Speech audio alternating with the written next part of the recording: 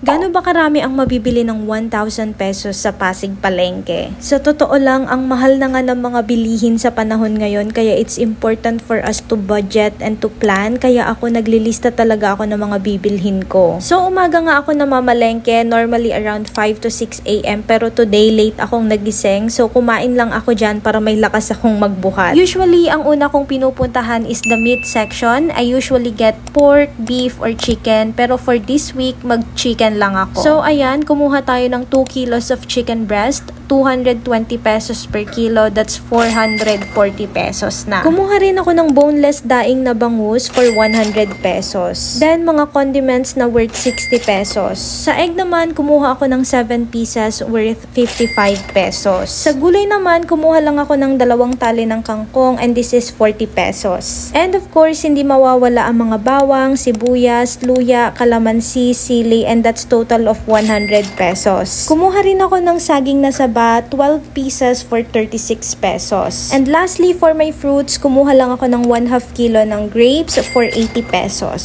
So ayun, sumakay na nga tayo ng jeep para umuwi, pero dumaan muna ako sa Pure Gold para mag-grocery para minsanan yung labas ko.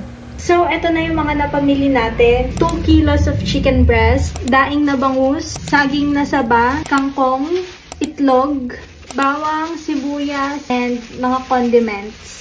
Additional condiments. Ang total po ng lahat ng pinamili ko ay 911 pesos, hindi pa kasama ang pamasahe. For my groceries naman, this is worth 1,000 pesos and I think this will last around 1 to 2 weeks. So, that's all for today's video. Thank you guys for watching. Bye!